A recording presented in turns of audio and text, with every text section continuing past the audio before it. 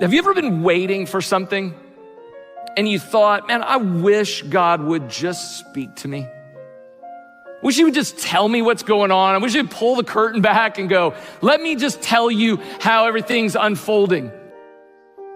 I mean, we live in a time that makes it so hard to wait, don't we? I mean, we live in an instant culture.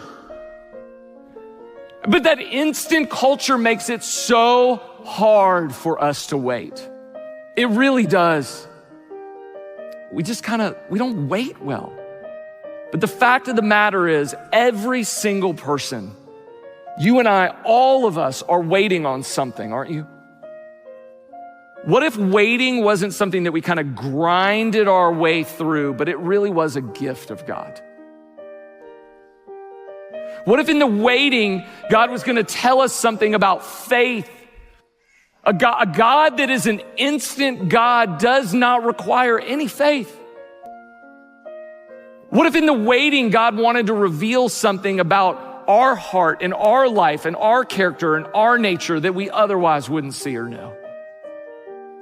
What if waiting wasn't something to be ignored or to be pushed back? What if it was something to be invited in and be embraced? The waiting is not wasted if you invite Jesus into the middle of it.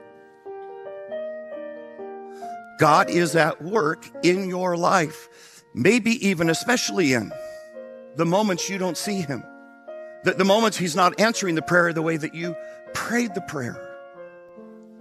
And is it possible that he's actually working all around me, but my eyes aren't seeing it? Is it possible that one of the reasons we miss God's plan is because he's not doing ours? You need to know that it's absolutely normal for God to be doing great things when it looks like he's doing nothing. Let me say this again. It's a big deal. It is absolutely normal for God to be doing unbelievably amazing things in moments that look to us like he's doing nothing. Here's why. If you haven't noticed yet, God doesn't typically tell us his plans. And I don't know why. I don't know if that's because if you and I heard what he was going to do, we would veto it.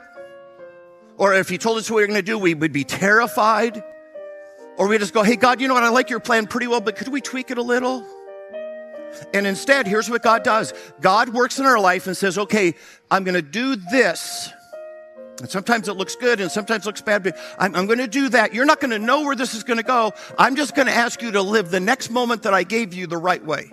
And when you live that moment well, I'll give you a next. And then I'll give you a next. But you're not going to know where this is going to end up. Which means there's moments when I'm living in a moment that I'm going, God, this is unfair and it's wrong and I don't see you working. And just because God hasn't told you the plan doesn't mean he's not working the plan. Most of us here would say, I trust God. Most of us here would say, I trust his plan. I believe that he has my best interest in mind. The hard part is, can we trust his timing?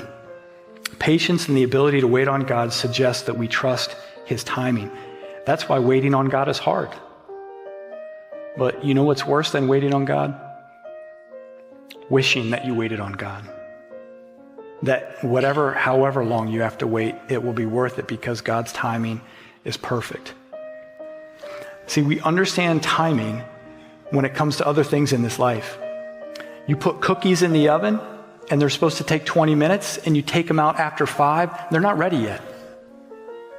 But when we can't see God working, we grow impatient. We take matters into our own hands and we make a mess because we can't see what he's doing. He's up to something, we just can't see it. So while we wait, we can either make things worse by taking matters into our own hands, or we can allow the wait to build our character. We can allow the wait to grow fruit. We can allow the wait to remind us that he's good. And not only is he good, but that he's trustworthy and that his timing is best. So there is a power in waiting. And I want you to understand very clearly, waiting it's a time to do a few things. Waiting is a time to become. Waiting is a time to evolve. Waiting is a time to develop. Waiting is a time to learn. Waiting is a time to grow. So you're not just doing nothing while you're waiting. You are becoming, you're evolving, you're developing, you're learning, you're growing, you're healing, you're maturing, you're gaining perspective, you're growing in wisdom, you're being educated, your discernment is being sharpened. There are so many different things that start happening while you're waiting. That's why you can't rush that process. You can't rush maturity. Anybody who's great never became great overnight. That's why slow success builds your character. Quick success builds your ego. God knows exactly what he's doing, and he is pacing you to be able to safely handle the blessing that he's about to bring you into. But in life, it's not that the events get easier as you get older. It's that you get wiser and you get stronger. When you work out in the gym, if you've been lifting a certain weight, it'll feel like the weight has gotten easier now. The weight has not gotten easier. It's the same. You've gotten stronger. You see, God's building strength in us. So if you go in and do the same thing every day, you don't even realize that strength is happening until one day you go in and what you started off struggling, shaking to lift, now you can pump it. You start with that. You start with that. It's not that the weight got lighter, you got stronger. And so that's what God does over time. He's strengthening us. Now there's a man by the name of Ronald Wayne. Some people don't know him, and there's a reason that they don't know him. But he was one of the co-founders of Apple, along with Steve Jobs and Steve Wozniak. Well, let me tell you what happened. Ronald Wayne got impatient. And so back in the 1970s, late 1970s, he said, man, you know what? I know I'm one of the co-founders of Apple here, but man, I need my money.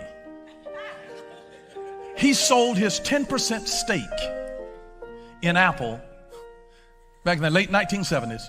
Guess how much? $800. You know, $800 for 10% of Apple. Today, that stock would have been worth $200 billion.